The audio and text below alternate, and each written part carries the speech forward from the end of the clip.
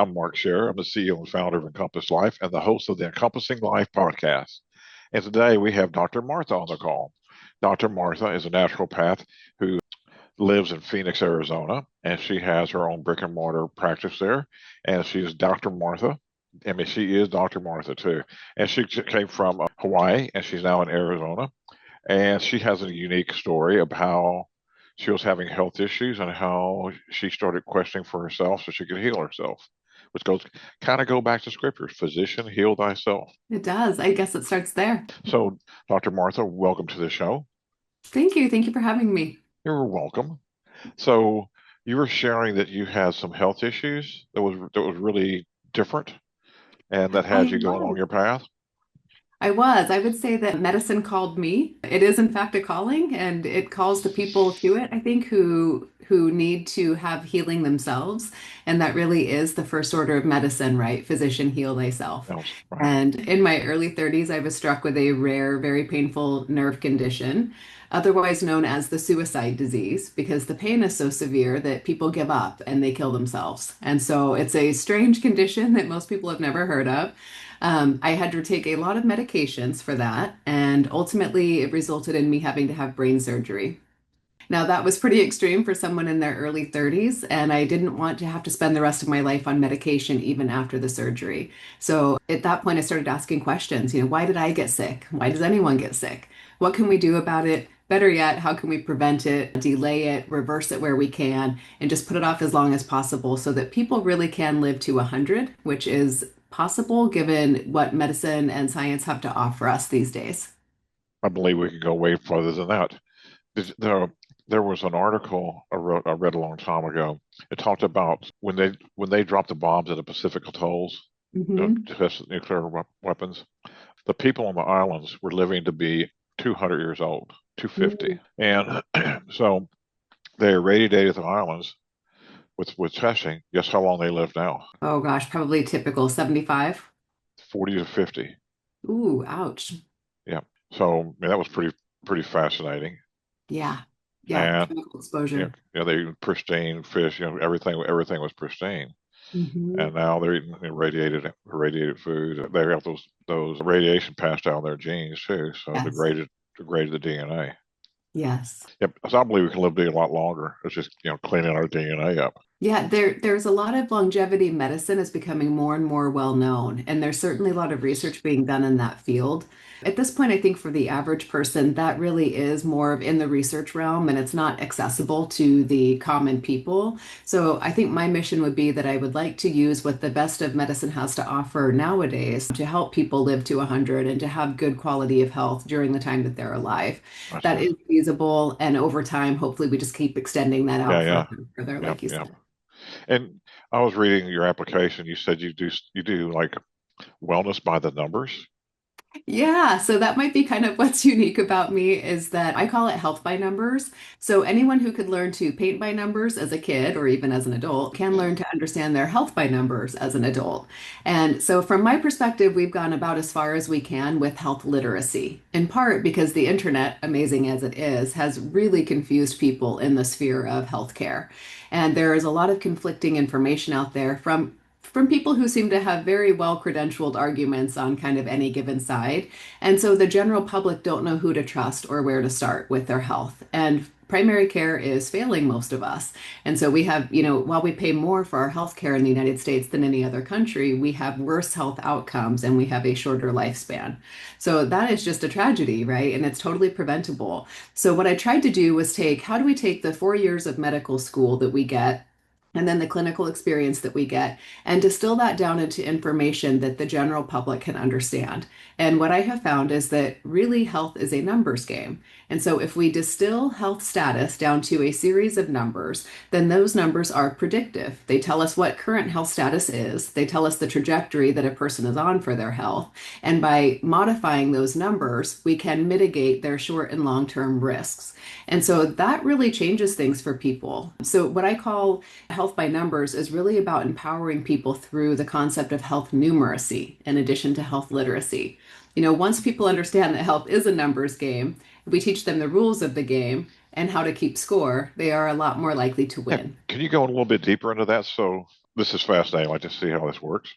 Sure. So critical health metrics would be things that are, I consider modifiable, such as our blood pressure, blood cholesterol, blood sugar, our liver and kidney function, our mental health, even, and how do we have ways of quantifying these things. Once we understand what those numbers are today, then we can start to change them for the better. And so there will be where a person is today, like maybe their blood pressure is 140 over 85, and we want it to be 120 over 80 or less. And so what are the things that we are going to need to change to bring that about? And from there, what we need is a comprehensive and personalized treatment plan that will take a person from point A, where their health status is now in numbers, to point B, which is where we want them to be for optimal health. So, Right. how are we going to get them there? And the treatment plan is how we're going to do that. Mhm. And while they're on our standard bell curve, there's a lot of overlap in human health. So, some things are going to be kind of similar for everyone. But the devil really is in the details. And to get people the results we really need them to get for good health, it has to be personalized. And what's different about offering the health by numbers approach, one thing is that, numbers are the most universal language, right? So they Right. are either at target or they are not. And if they're not, we have work to do. And that means we need a treatment plan. Getting people to kind of understand that means that even if they only come to see me once and they understand where their health status is now in numbers, they leave with what their numbers should be. What are the targets? What are they going for? And then Right. hopefully they can start to understand their own health from that point forward, whether they come to see me or not. Though, of course, I hope they do. Right. Right. Right. Yeah. Oops. Okay. And you said you've been practicing for how many years now? Just three. This was a midlife career Man, change after getting you sick. have, it seemed like in 3 years you come up with a lot of innovations on your own. I have. So, medical school only takes people so far.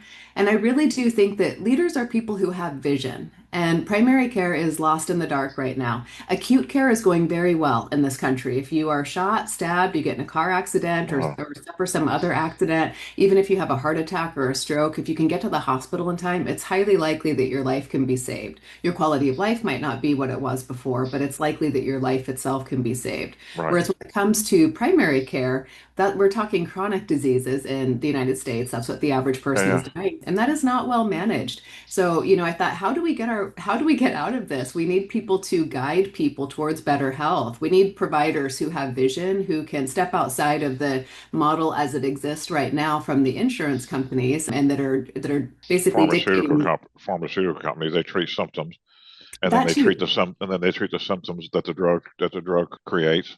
So all of a sudden Mhm. you're on a cocktail of pills, man. That's true. Though I think that this is going to sound unusual for a naturopathic doctor like myself to say, I think the pharmaceutical company does get unfairly vilified to some extent. So they are influencing medicine in ways that are not good for all of us. And we have to understand the financial conflicts of interest that are rife throughout healthcare, whether it's conventional medicine and big pharma, or even if it's alternative and complementary medicine, financial conflicts of interest are a problem. And so one of the other things that sets me apart is that I have no financial conflicts of interest. So, as far as I'm concerned, it's unethical to the point that perhaps it ought to be illegal for any healthcare provider to make money or retail profit on any test or treatment they're recommending for a patient. I So, it agree. makes sense for me to be paid for my time, in my opinion. People should consider their doctor a consultant. It's like, hey, you are hiring this person to help you with your health.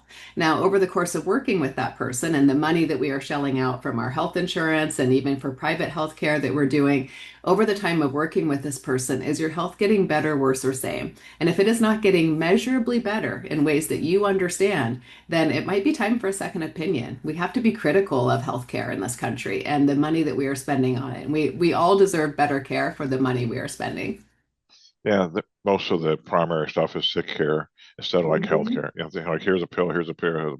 They really talk about diet or exercise or Right, anything. I right, mean, or your mental conditions, like how stressed are you, all that right. stuff. You got to Yeah. you got to treat the person as a whole person rather than a bunch of unrelated systems in the body. Totally. And I think that's one thing that really sets my approach apart is that what I recognized after going through naturopathic school was that, the naturopathic framework itself is amazing. It treats the whole person, it gets to the root cause, it's honoring a certain therapeutic order from natural to more aggressive, these various things. And then modern medical science has amazing tests and treatments, but they don't have this framework of allowing adequate appointment time, having continuity of care between provider and patient to where that patient, it used to be that your doctor might have known you for your whole life, right? They Right, might have right. actually delivered you and then they see you well into adulthood and they're following you in your case and they understand you in your life. And so we need to bring those two together so that we get truly integrative care and we harness the best of what each of these things has to offer us. Yep. And it used to be bottom up healthcare. Now it's top down healthcare. Right. And I remember when I was a kid, it's like if somebody would come with something unusual, they go, "Oh, go talk to Doc Brown or whoever whoever it was the who had been in practice for so many years. He had seen all kinds of things, and Yeah. then they would go, they would confer with him or something. But now everything's coming from the top down, and Hmm. I think that just leaves too much room for corruption and all that. It does. I Makes think it, on that note, though, a lot of people think top down as in, medicine. We do tend we want medicine to be about personal responsibility, meaning we want each person to carve out wellness within this broader system. And the way our country runs at this point in time, people are so busy and so stressed that they don't really have the time for a lot of behavioral change. And also, they are confused, right, about what would be the highest yield things they could do with their time and money. And these are resources that are limited for all of us. And so we really have to help people like, hey, how can you carve out some personal responsibility within this broader system? And what does that look like? So when people are sick or struggling, and I specialize in weight management from within the context of comprehensive primary care, right? So I'm trying to understand like, hey, if we think of primary care as proactive prevention, if it's going to be effective, and that naturally forms the foundation for longevity, then what would it take for proactive prevention? And that means starting with weight management for anyone who is not within a healthy weight range or where we want them to be for that. And people are typically blamed for their weight or for their health problems. We do a lot of victim shaming and we say, well, if you would just get your life in order, this wouldn't be the case. Well, if you would just, eat less and exercise more. And we make it a character flaw. And we really have to recognize that these are, in fact, medical conditions. And so sometimes there is not enough behavioral change that a person can really leverage, particularly right out of the gate if they feel pretty straitjacketed into the circumstances of their life from a time and money perspective. So then if we can take a bottom up approach and target the biology itself first, when we can do that effectively using modern medical science and the naturopathic framework coupled together, that in turn influences behavior. So you get behavioral change that really supports the biological change. And then we start getting traction that gives momentum because these things are bidirectional, right? Top right. down, bottom up, and they come to meet at some point. What do you do about the emotional component for that as well? Do you work on the emotional side also, or I some do. you do? Yeah. I think that we have to work on the emotional side, the mental and emotional side. So there's a Right. lot of cognitive stress too. And that cognitive stress, the physical stress, creates these emotions that people blame themselves for their health problems. And so we have to help people understand, we have to reframe these things as medical conditions that are in fact treatable. It's Mm, just a matter of understanding what the inputs are that are creating this output. And then we have to help people change those inputs and we have to be able to give them tools that are realistic for them. So how can we help them get well mhm. as quickly, safely, and affordably as possible in a way that can be sustained? Gotcha. And so with your practice, you can do prescribed drugs as well as I can. gotcha, Yes, I can, and I frequently do. Yes, gotcha. Cool. And so, what type of people do you normally work with? I know you have the yeah. weight loss. You have weight loss as well. I do.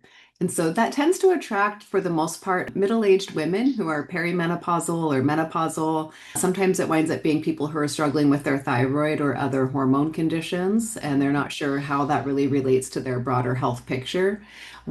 It tends to be that once the middle-aged women come for help and they start seeing results, they either send their husbands on their own, or the husbands say, hey, what are you doing? It seems to be working, and can I go see the person you're seeing? And so then the husbands come. And so right Awesome. probably 75-25 75, like 75% female and 25% male for the practice population that I see. Though I think that the model I'm applying, which is a unique model that I created myself to bring about these, pretty radical health transformations in 6 to 12 months, I think if we could apply that more broadly to primary care, then that could help everyone, which would be great. Yeah, yeah, for sure. Yeah.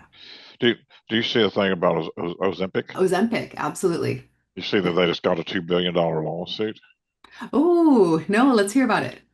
Somebody's filed a $2 billion lawsuit for all the damages. Oh, what damages? People were having health issues. I was choosing what all this whatever it cost, Mm. but somebody filed a class action lawsuit for them for $2 billion. So I just saw the Wow. news this morning, and whether it goes through or not, I choose to know. But I just saw that just come out. I know some friends of mine have taken it, and we were having trouble with I think liver, I believe, is what their issues were. Yeah, unusual. So, Ozempic and medications like that or GLP-1 receptor agonists, they're very effective when it comes to weight management.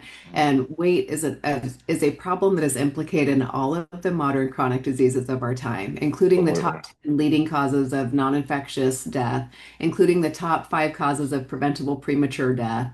And so we have to help people with their weight in ways that are safe. And what I've seen for people who kind of fail Ozempic or Ozempic fails them is probably a better way of saying it, is that I don't think they get enough coaching from their healthcare teams. And so this is one of the problems with having such short appointment times with our physicians, like anywhere from, it's typically 8 minutes is about average for the time a Wow. person gets with their primary care doctor. And you just imagine in any field, even in the type of work that you do, if you were trying to help someone as a coach to help them improve their life, how much could you really understand about this whole person sitting in front of you? And health is complex, right? So 8 minutes to figure that out. Even if a person were trying to sell you a car or a house, it's like how much could they find out about you and your life to be able to match you up with things appropriately if they only had 8 minutes? Yep. And so what I have found is people just don't get the coaching they need on managing side effects, what to be prepared properly for the medication and to get the most out of it. And so they think that the medication was dangerous for them or didn't work for them. But if they had had more guidance, I think they could do it successfully. Gotcha. Cool. So you said you work by people from telemedicine and also in brick and mortar. I So can do. you work with people from any state in your telemedicine practice? So I can with some caveats there. So they do need to establish care with me in a state that I am licensed in. So they would need to either be in Hawaii or be in Arizona. They don't necessarily have to come to the practice in Arizona. They can just be in the state and then everything can still be done via telemedicine. And so what I do is I give my patients that I'm seeing via telemedicine, I give them a list of home health tracking tools that they're going to need to be able to work with me. And people can generally get those for about $50. And then these are things that I think will help people understand their health better overall anyway, and that I hope eventually will be in every home, like a bioimpedance scale that tells you not just your body, or sorry, your weight and your BMI, but your body fat percentage, which is much more predictive of health status than BMI alone. Or it tells you your visceral fat level, the fat that's on the inside of the Oh, abdomen around the organs and confers much higher cardiometabolic and cancer risk. right. So it'll tell you that. And so then this can help people understand their targets. And then the other two things I have them get are a blood pressure cuff, since blood pressure is it's the second leading cause of preventable premature death. It's asymptomatic. People don't realize that their blood pressure is high or they don't feel any different, but that's a risk factor and a disease, both, that can be mitigated with the right approach. So we want to be tracking it. And then also a measuring tape, because surprisingly, neck circumference and waist circumference are both also hugely predictive of health status. So those are things that everyone should know. Those are numbers that everyone should know, and then have a target for their own numbers. Interesting. So how do people get in touch with you, Dr. Yeah, Martha? I think the easiest way is through my website, which is weightlosswhisperer.com. Cool. Yeah, so that's probably the way. And I think also, part of the reason I call myself that is that, I was working with the weight loss medications like the GLP-1 therapies, Ozempic, Mounjaro, Zepbound, Wegovy, all of these before they were household names. So no one had ever heard of them. And it was like, you're using what medications to do what? The names were very confusing to people from the generic standpoint anyway. So that was kind of funny. And then also I work with a lot of people who have kind of given up. By the time they find me, they've tried a lot of things and a lot of things have not worked for them. And so they found many ways that don't work. They haven't found a way that does Don't work, work, right. that they can work with, that will be something that's sustainable for their own life. And so even for people who have given up or who think that there's not help out there, I really encourage them to give new One more, providers one more chance, man. one more chance. Yeah, Yeah. give it a really. It's like, what do people have to lose, honestly, except for the weight and all of these health problems that come with it, like the Mm. limited mobility, the joint pain, the genitourinary complaints, the sexual complaints, all of these things. People can have their life can look radically different in just a year with my type of approach. Awesome. Yeah, That ought to get people interested. I hope so. I mean, Me people too. Me deserve to be too. Me interested. too. Yeah. For a physician with a bubbly personality and systems that work.